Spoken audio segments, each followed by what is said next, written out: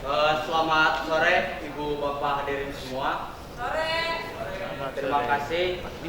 Secara pribadi saya mengucapkan selamat kepada pengurus DPC Pradi Kota Bandung. Semoga konsisten mengawal perjuangan-perjuangan rakyat, bukan mengawal perjuangan-perjuangan korporat. Hidup rakyat yang melawan.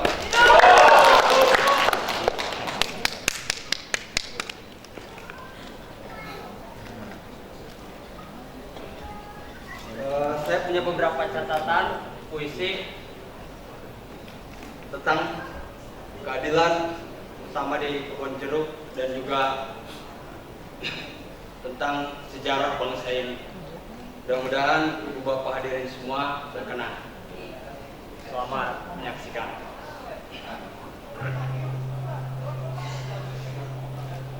Sebuah catatan kecil tentang keadilan. Seandainya sejarah bukan melulu persoalan darah, tentu kami akan hikmat memahami apa artinya pulang ke rumah. Sejak rumah kami digusur, berhari-hari kami seperti domba, kami dilempar ke sana, kami dilempar ke sini. Kami seperti domba yang dikebiri, tapi kami tetap berdiri, masih teguh mengapalkan tangan kiri.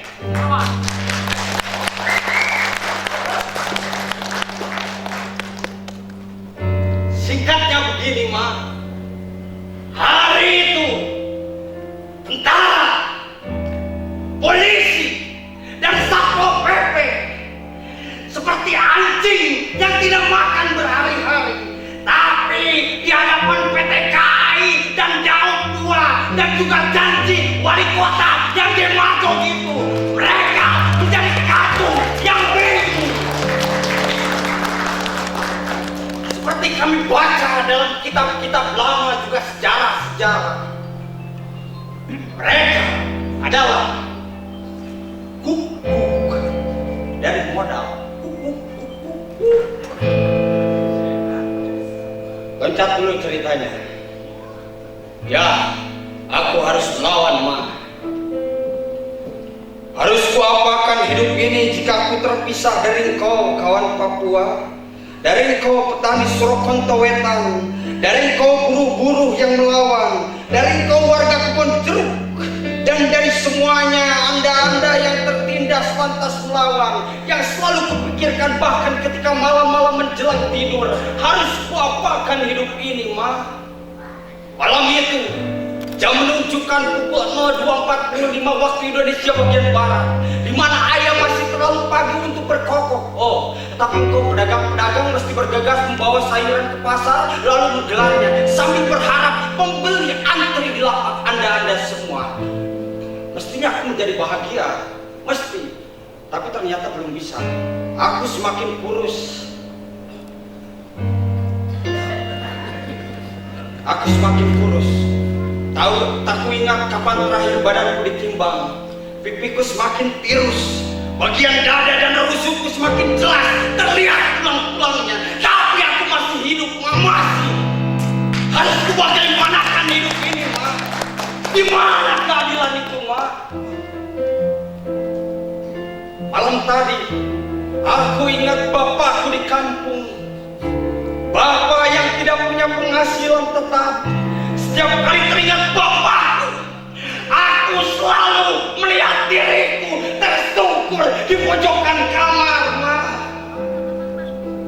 Aku juga teringat ibu yang biasanya dagang gorengan, mie rebus, bubur kacang, sudah setahun belakangan tidak jualan lagi.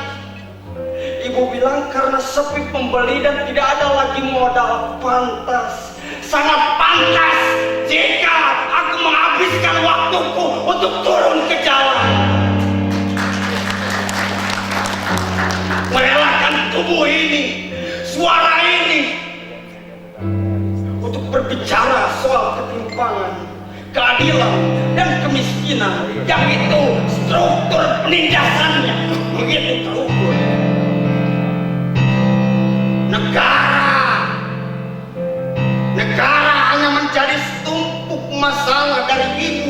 bapaku. Tapi sialan, tidak pernah negara tuntaskan. Sementara ada kabar adikku harus melanjutkan sekolah menengah atas. Lalu harus ucapkan kepada adikku seperti apa yang ternyata membutuhkan uang, tapi bapak dan ibu tidak mempunyai uang. Harus kuapakan kemiskinan itu? Di mana keadilan? Aku ingat malam itu di ruangan RW yang baru saja dibangun oleh Pak Rosid Nuryadi, bisa berdiri Pak. Aku berbaring menatap langit-langit. Berbulan-bulan ku kenal warga Kebon Jeruk. Mereka membangkitkan aku yang selalu tersungkur di pojokan kamar.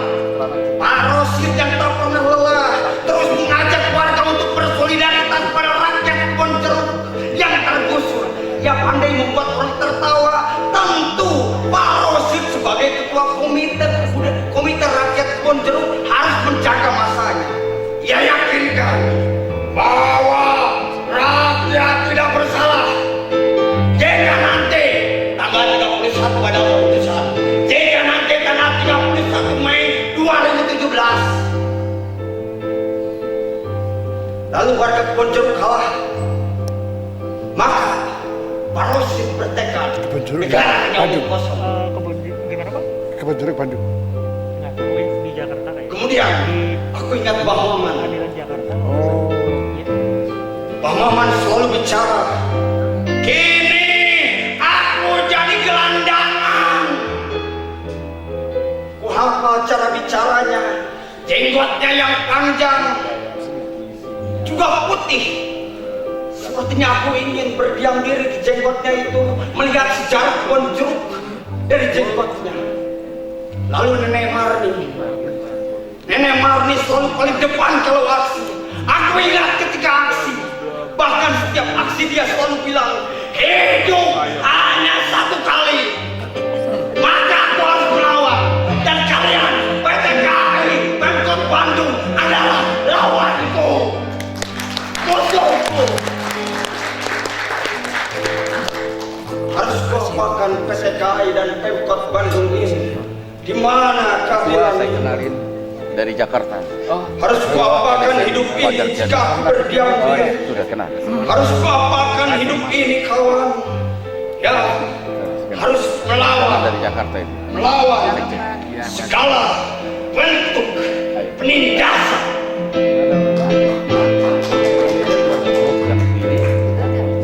Satu puisi lagi. Aku ingin mati dalam keadaan kiri.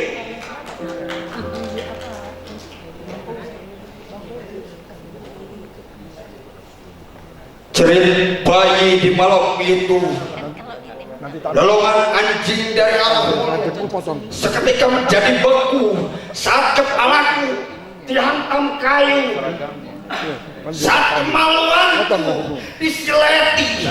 Betapa ngilu dan menyakitkan emak. Malam itu aku baru saja keluar kamar mengantar emak ke sumur untuk berwudu. Belum sampai di bibir pintu, emakku ditendang. Sementara kulihat bapakku diseret dari dalam rumah. Bapak tidak berteriak sedikit pun. Mata bapak semakin merah. Ibu tersungkur ke tanah. Wajahku banjir darah. Di tangan mereka yang punya senjata, nyawa manusia bagai tomat busuk diinjak untuk kemudian dilemparkan ke sungai. Aku jadi teringat apa yang dikatakan emak selepas berwudu malam itu. Mereka tidak butuh negara ini menjadi sosialis. Mereka hanya butuh negara ini menjadi corong kapitalis. Karenanya emak,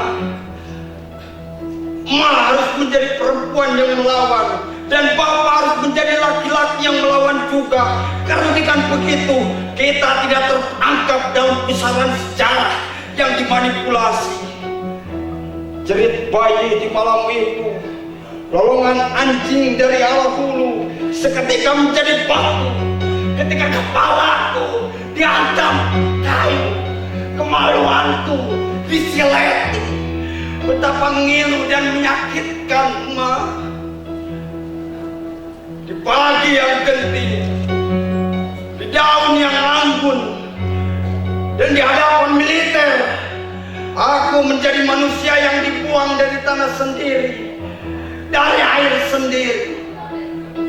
Serupa dendang seorang petualang, aku memimpin organisasi mendorong petani, buruh, mahasiswa, kemiskin kota, perempuan untuk tidak buta politik. Tapi sejarah di negeri ini, orang mau belajar organisasi dengan benar, orang mau belajar ekonomi politik dengan benar, mau menegakkan ekonomi politik yang cerdas, beralaskan kerakyatan, akan ditumpas oleh militer, sekali lagi oleh militer.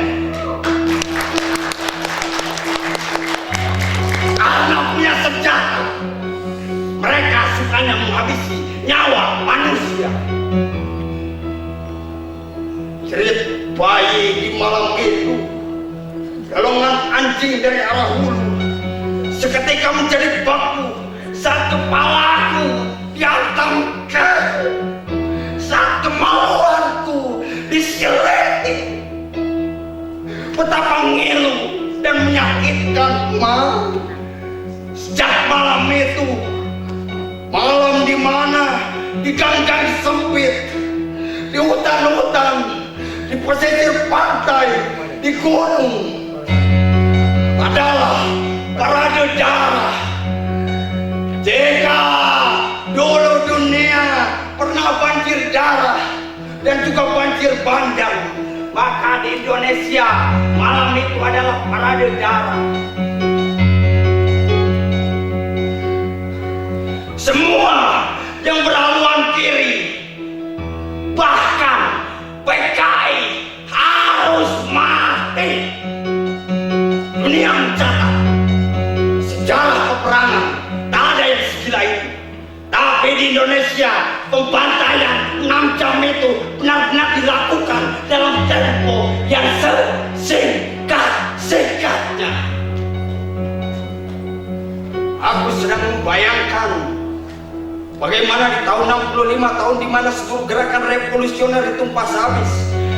Saat ini, di hadapan kalian, aku ingin menyerukan sejarah mesti dikembalikan pada yang sesungguhnya. Saat ini, di hadapan kalian, aku ingin menyampaikan militerisme harus dihapuskan, diisilah dengan budaya belas asih. Kembali jerit bayi di malam itu, golongan anjing dari arah hulu seketika menjadi baku ketika dadaku, kakiku, tanganku dihantam palu, dipaku dan disileti. Betapa menyakitkan dan memilukan emak.